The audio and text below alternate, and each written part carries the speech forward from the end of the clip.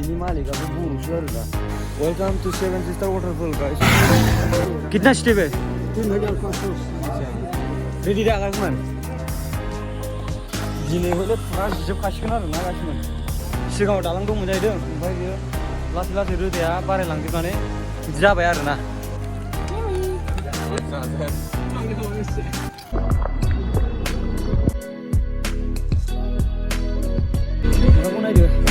गारि ट्रेकिं बिजि नङा गासिनो जाया। हेलो गाइस, दिनैनि बे गोदान एपिसोडआव नोंथांमोनखौ बरायनाय जाबाय। Good morning from Cherrapunji guys. What is sunrise guys.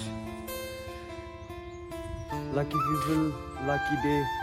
बायसान्सनि जुदि अखा हायोमोनबा ट्रेभेल खालामनो बिराद दिगदार जागौमोन। बार स्रु बिराद गुसु बोथोरा आरोना। स' गाइस, दिनैनि डेस्टिनेसना जोंना बेनो। सेवन सिस्टार फलाव थांगोन, ओमफ्रायो लिभिं रुड ब्रिजआव साइडजों फिसा दै बोहैनाय दं आरोना।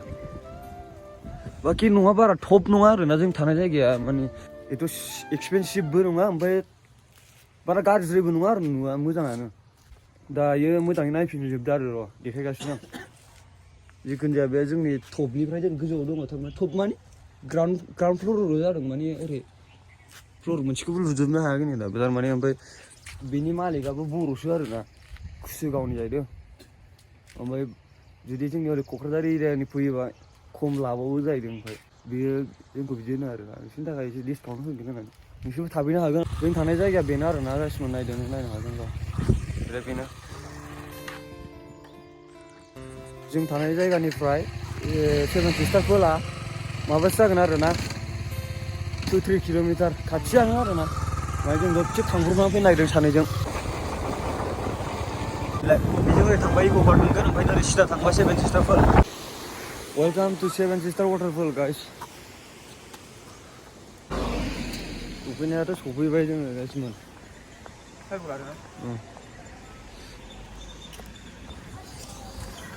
माथो नायनो दैयानो गैया खोमालै बाय।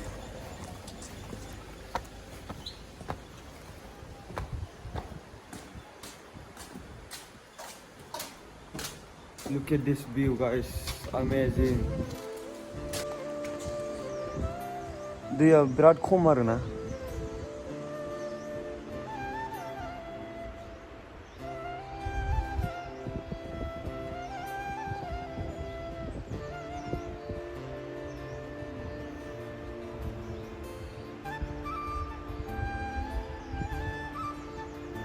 दैयानो गैया बारा। दैया बारा गैया आरोना, खिन्थु अखा हाबाय दंमोन आरो बुरजा बारदोंमोन ना दैया थारमाने।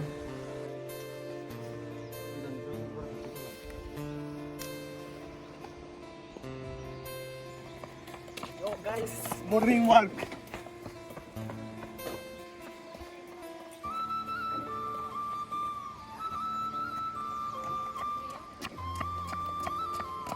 एक्जेक्ट बे सेवन सिस्टार फलनि खाथियावहाय दखान फिसा एरि मोनगोन आरो नों माबा जायोबा मोनगोन। खिन्थु रुटि मोननाय नङा, खालि मेगिफोर मोनगोन आरोना। साहा, मेगि, दै एरि जाग्राफोरखौ मोनगोन आरोना। टुरिजियामफोर फैनानै थाफैयोना, ओंखायनो रेन्ट हाउसफ्रा एभेलेबेल आरोना। बाखि नों फैयोबा रेन्ट हाउसनि थाखाय बारा टेनसन लानाङा, गामिबाबो आरोना। अनलाइन बुकबो खालामनो हागोन बाखि। Cheers guys, good morning. स' गाइस, जोङो दा रुमनिफ्राय ओंखारनो नागिरबाय।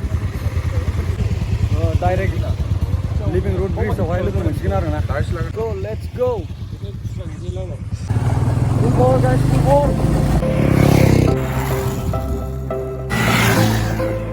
ब्रेकफास्ट खालामनो नागिरदों, मा मोनो सोंनाय नायनो आरोना र'। माबा मोनजायोबा जालांसै।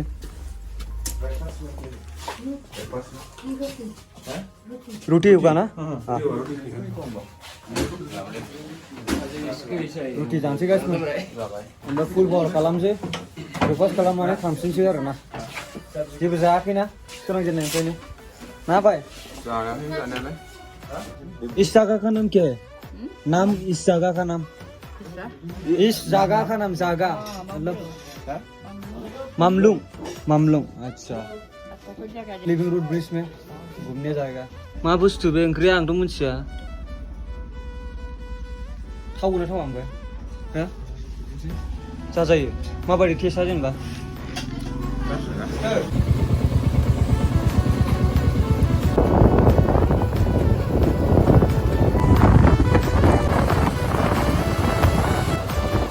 बेफोरखौ नुदोंना नोंसोर बेजों ओरै फैनानै बेजों हाबनांगौ आरोना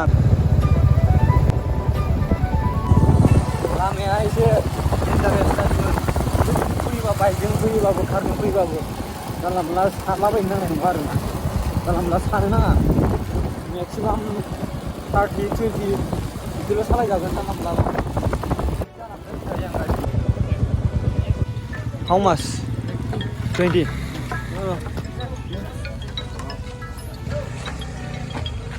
20 थाखानो नै लावथिखौ नांगौबा नहीं चाहिए ब्रो कितना पार्किंग 3 तो है 120 100 ले लो 100 ले लो 20 रुपीस क्या करेगा ये पे रख के जा सकते हैं कोई प्रॉब्लम नहीं होगा ना हेलमेट रख के जाने से हेलमेट में बहुत हाँ? रख सकते हैं ना कुछ प्रॉब्लम तो नहीं है ना ठीक है देख लेना थोड़ा सा कुछ नहीं प्रॉब्लम नहीं कितना स्टेप है 3500 रेडी दा गाइसमैन 3500 स्टेप रेडी फुल एक्साइटेड ना let's go guys 3500 steps let's do it guys let's do it ठीक गाय हाँ गाय no thanks sir नहीं okay They will also support you. They, बे 20 रुपीस लायो आरोना मोनसेयाव but you राइडार थासै ना थांलाय फैलाय माबा जागोन मा होनो 5 घन्टा माबा 6 घन्टासो आरो एसे जुदि खरा थांलाय फैलाय खालामोबा खरा थाबायोबा 5-6 घन्टासो लागोन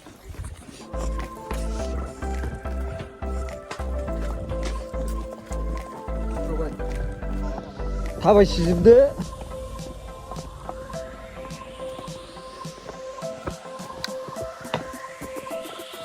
दिनै हले फुरा जिजोबखासिगोन आरोना गासिमोन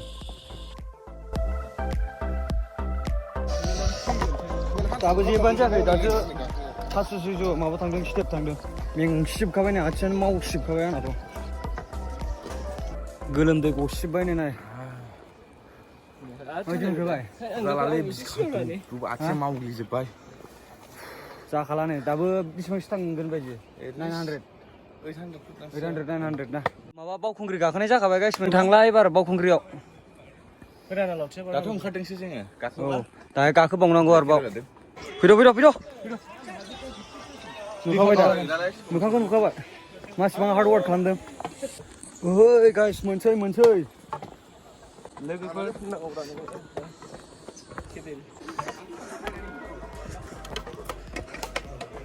फैद' औ मावजोब्बाय माथो दासो सान्थि एसे 10 मिनिटल' थारमाने बैनिफ्राय खाथियाव थांग्रोसै जोङो सिंगेलावहाय सिंगेल लिभिं route bridge finally guys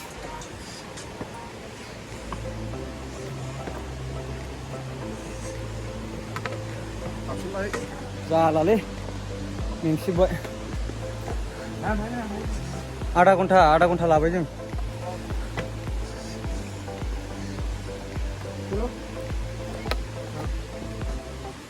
natural ना बे माने बानायनायसो खोमा ना बेबो दालां दंमोन खोमा ना ओमफ्राय लासैनो बारायलांदों खोमा ना कितने लोग जा सकते हैं दो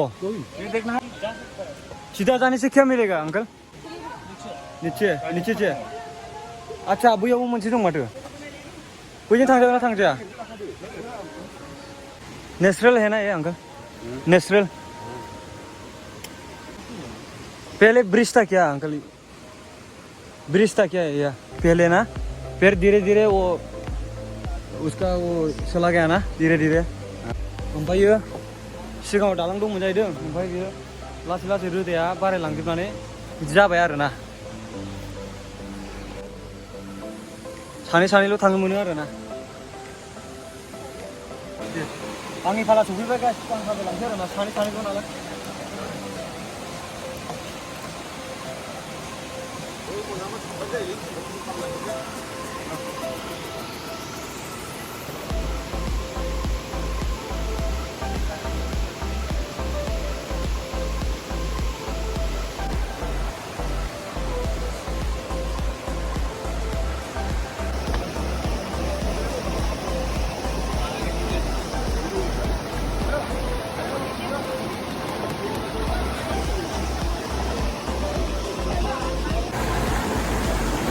मोखां सुना एसे मोखां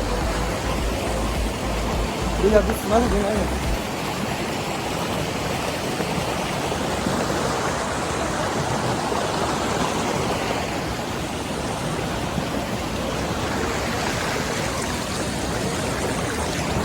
गुसुथार दैया गुसु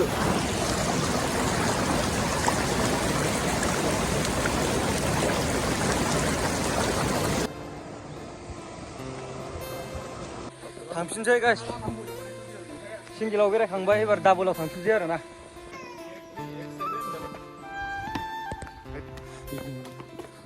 25 minutes इसके बाद ayo rainbow 1 hour 30 minutes rainbow 1 hour honey How much? Kitna? 500. Huh? 500. oh my god so expensive 200. ये कितना है 40 rupees और ये 20 एक तो लेगा है कहाँ दिन लाए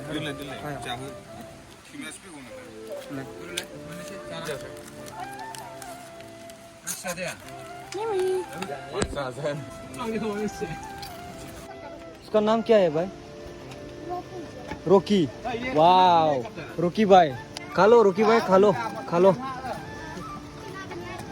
नाम रोकी ने बिना रोकी भाई एक सेल्फी मिलेगा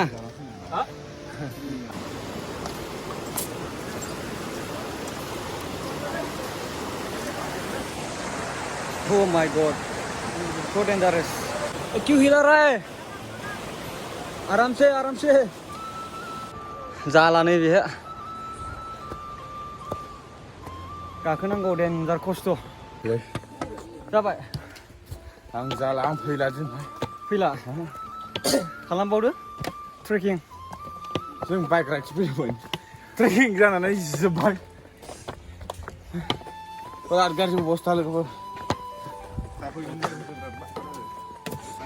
बेबायदि मोननै ब्रिज मोनगोन आरो ना एस'ताला लिभिं रुट ब्रिज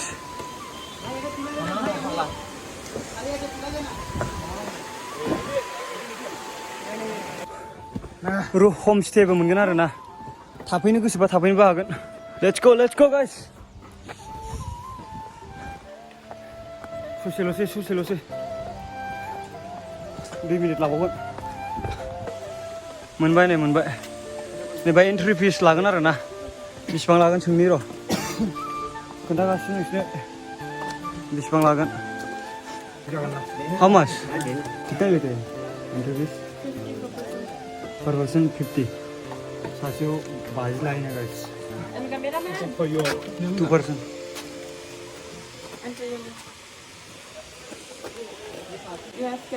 no मोनबाय आरो ना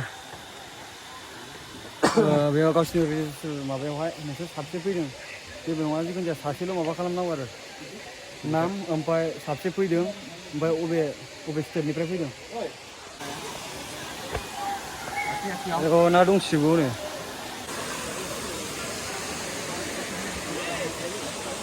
फाइनालि मोनफैबाय आरो ना गाइस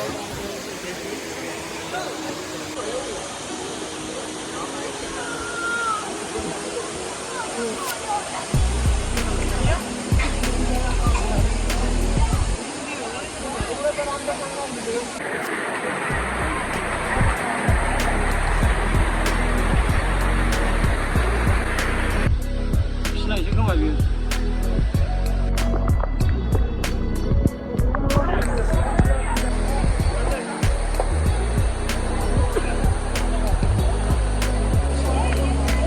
एक लड़का फोटो खींचता है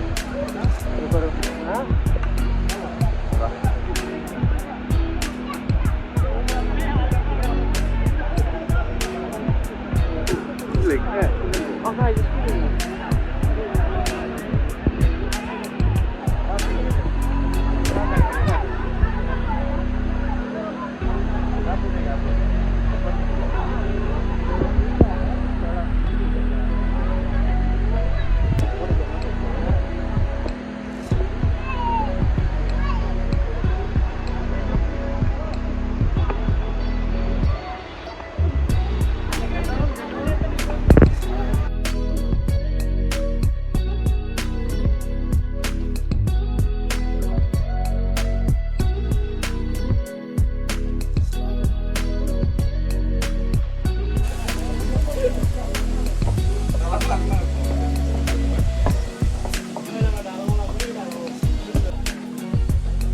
बेनिफ्राय आरो दावखोनो हाला गासिमोन रेनब' फलाव थांनो हाला जों बाखि नोंसोरो जुदि बेयाव फैयोबा जाग्रा लोंग्रा मोनगोन आरो एसे एनै मेगि थेगिफोर साहा बेनिफ्राय जोङो थांफिन नागिरबाय जिखुनु थ' गाइस दिनैनि बे नेक्स्ट एपिसडखौ बेयावनो दोनथ'नाय जासिगोन ओमफ्राय जुदि मोजां मोनोबा लाइक शेयार साबसक्राइब कमेन्ट खालामबानो जाबाय गाइसमोन बाखि नेक्स्ट एपिसडआव लोगो मोनसिगोन आरो ना बाय बाय मोनसे बारा गोबाव गैला थांफिनगासिनो आरोना जों नोंथांखौ नायदो गारि ट्रेकिं नङा रायज्लायनो